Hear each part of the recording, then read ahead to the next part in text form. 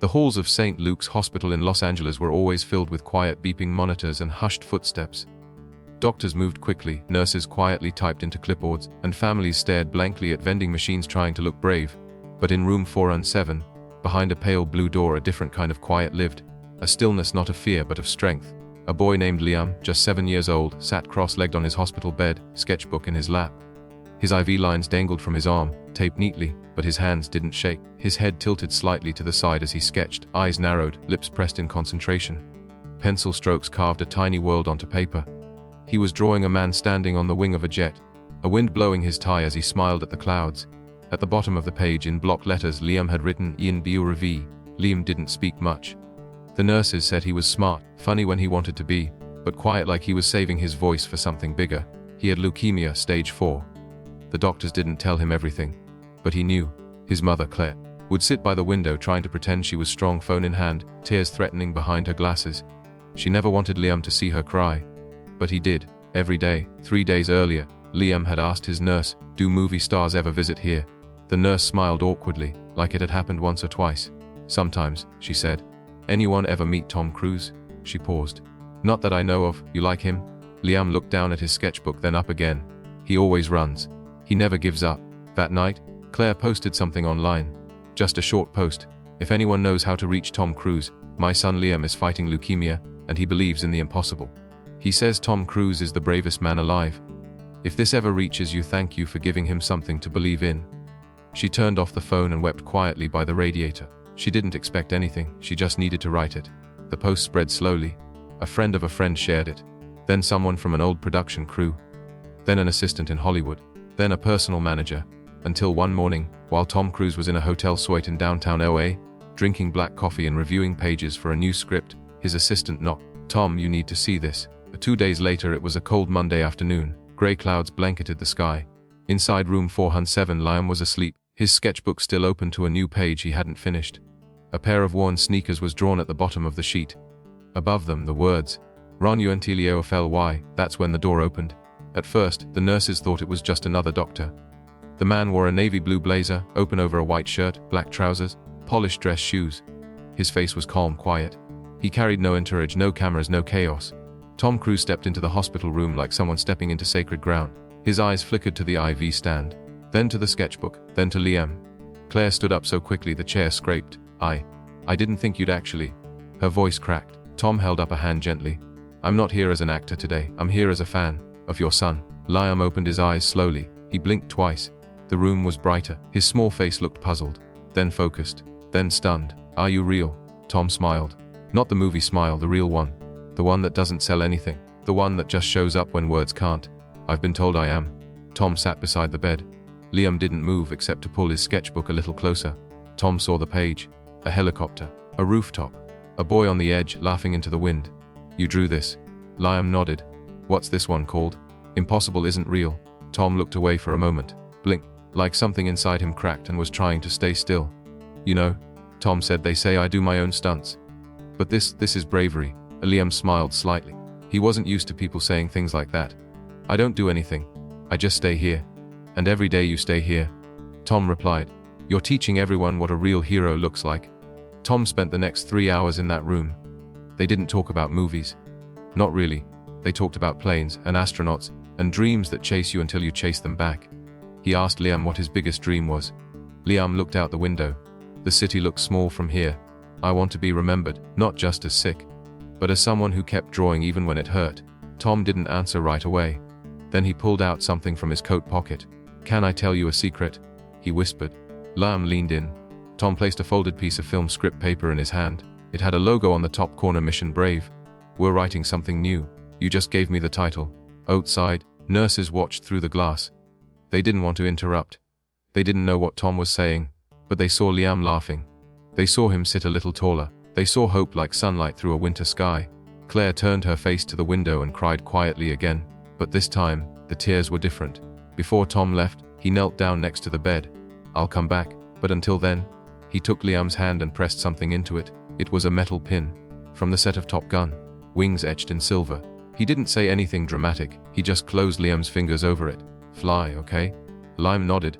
His eyes didn't look tired anymore. They looked ready. That night, Liam drew a new picture. It was just him and Tom Cruise, standing in front of a hospital. Tom had wings on his back. Liam had a jetpack. The title at the top: Real Heroes Don't Fly Alone. The hallway outside Liam's room was quiet, but something about it felt different now, like hope had brushed past the walls. Claire stood just outside the door, her hands wrapped tightly around a half-empty paper coffee cup. Her eyes stared through the window at her son, who was asleep, still holding the silver pin Tom Cruise had left behind. Claire couldn't understand what had just happened. She had seen celebrities on TV and magazines, but never in real life. And definitely never like that. Tom Cruise didn't walk into a hospital like a star. He walked in like a human being who saw pain and wanted to ease it. She wiped away a tear and slowly opened the door. Inside, Liam stirred. The pin in his hand caught a streak of morning light, reflecting onto the ceiling like a tiny star. Claire smiled. "He came, Mom," Liam said softly, eyes still closed. "He did, sweetheart, and he's coming back." Later that day, the hospital buzzed with subtle energy. Nurses whispered to each other in break rooms. Patients speculated in hallways. Someone had seen Tom Cruise. Someone had spoken to him. But no one had seen him leave. Tom was still there, down in the hospital's lower level, in a quiet private lounge reserved for staff. Tom sat with Dr. Matthews, the pediatric oncologist overseeing Liam's care. His blazer still buttoned, he leaned forward, deeply engaged. "How bad is it?" Tom asked, voice low. Dr. Matthews hesitated. "We're trying new trials, but it's stage 4. He's a fighter, but we're looking at months, maybe weeks." Tom nodded slowly. "Has he ever been on a movie set?" The doctor blinked. "No, but he talks about it all the time. He draws scenes from his favorite movies." "You made him want to be a director?" Tom looked away for a second, then stood. "Then we bring the set to him." 2 days later, Claire returned from a pharmacy run and stopped dead in the parking lot. News vans, crowds, cameras. She rushed upstairs, fearing the worst. But when she turned the corner to Liam's wing, her mouth fell open. The entire hallway had been transformed into a miniature movie set. There were lights, props, crew members, and standing in the middle of it all, giving instructions with the calm of a seasoned director, was Tom Cruise himself. Claire pushed through the onlookers. Inside the room, Liam was sitting upright for the first time in days, eyes glowing with life. "Mom, they're letting me shoot my own scene!" "Tom said I get to call action." She covered her mouth. Tom stepped beside her. "He wanted to be on a set, so we built him one. We'll only be here a day, just one small shoot. Nothing too stressful." Claire looked around at the effort, at the cameras, the warmth of everyone involved. "You did all this." He reminded me why I started. Sometimes we forget what dreams really mean. He didn't. The scene, with the help of the hospital and a few trusted crew members, Tom arranged a short scene that Liam had written in his sketchbook. It was a small cipher dialogue between a pilot and a space traveler.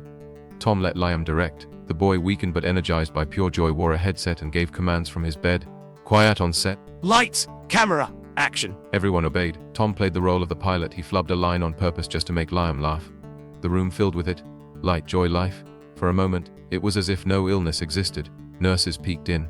Some cried silently. Claire recorded everything on her phone, but she knew no video could ever capture what was really happening. A boy's dream was coming alive in front of her, and it was made possible by a man who didn't just care, he acted. After the shoot, Tom sat beside Liam as the crew packed up. "So?" he asked, handing Liam a water bottle. "What's next for director, Liam?" Liam shrugged. "I want to make more. Maybe I can keep doing this, even if it's just short stuff." Tom nodded. "I'll make you a deal. You keep writing and drawing and I'll check in. We'll make something again.